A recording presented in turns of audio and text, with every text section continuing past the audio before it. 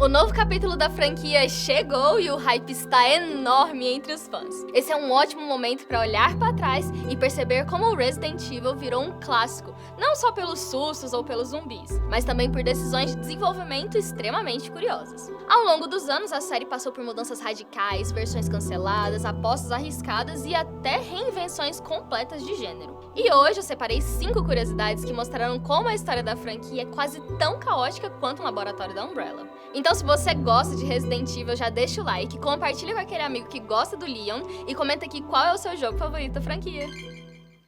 Resident Evil praticamente nasceu como um remake não oficial de outro jogo. Antes de existir a Mansão Spencer, a Capcom já tinha produzido um título de terror chamado Sweet Home, lançado no fim dos anos 80. Esse jogo era um RPG baseado num filme japonês e já trazia várias ideias que depois se tornaram a marca registrada do survival horror. Exploração de um casarão, narrativa contada através de documentos espalhados, puzzles ambientais, gerenciamento de recursos e personagens vulneráveis que podiam morrer permanentemente. Quando o diretor Shinji Mikami recebeu a missão de criar um novo jogo de terror para o PlayStation, ele basicamente pegou a estrutura conceitual de Sweet Home e decidiu transformá-la em algo mais imersivo, cinematográfico e tenso, com gráficos 3D e foco na sensação de sobrevivência.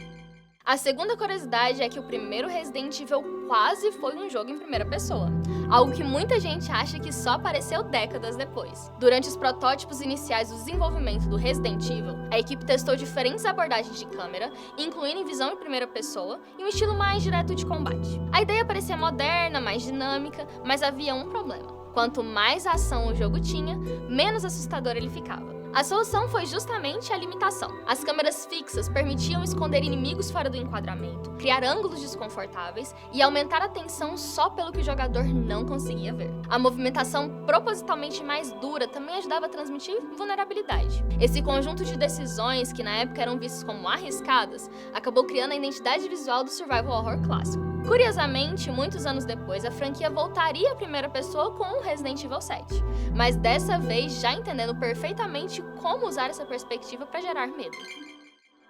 No Japão, Resident Evil nunca chamou Resident Evil. O título original sempre foi Biohazard, que faz referência direta ao desastre biológico central da história. Só que quando a empresa decidiu lançar o jogo no mercado americano, descobriram que o nome já tinha sido registrado por outros produtos, incluindo uma banda e um jogo de tabuleiro. Legalmente, não dava pra usar. A equipe então fez uma votação interna para escolher um novo nome, que transmitisse a ideia de perigo, isolamento e ameaça dentro de um espaço fechado. Surgiu então Resident Evil, algo como um mal residente, evocando a ideia de um local aparentemente normal, tomado por algo terrível.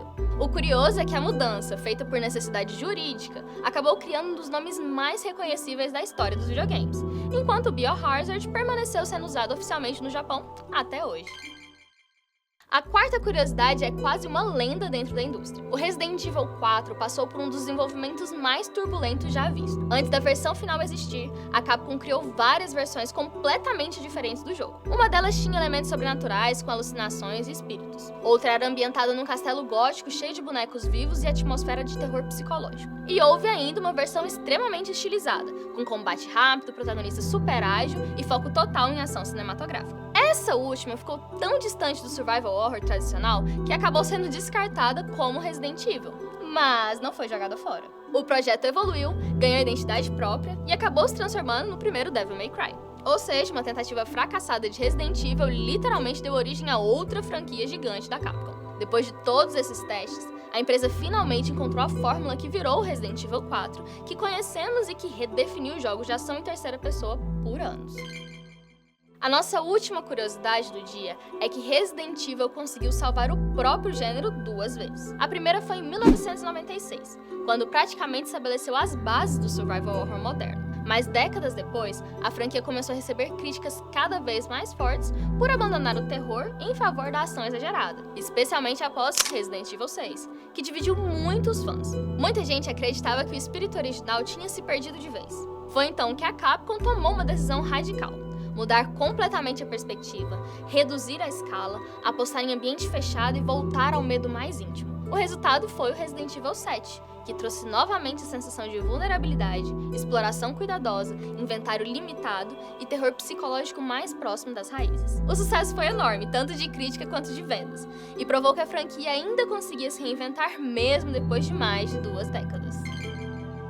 No fim das contas, Resident Evil é uma franquia que sobreviveu justamente porque nunca teve medo de mudar. Ela nasceu de um sucessor espiritual, criou um gênero, inspirou outros jogos, reinventou sua própria fórmula várias vezes e continua relevante até hoje. E se a história da série mostra alguma coisa, é que quando parece que chegou no limite, sempre aparece uma nova mutação para começar tudo de novo. Se você curtiu esse vídeo, já deixa um like, porque isso ajuda muito o canal a continuar trazendo conteúdos de história de games, tecnologia, finanças, humor, curiosidades e bastidores gerais. E aproveita para explorar os outros vídeos do Universo Plural, porque sempre tem mais conteúdo.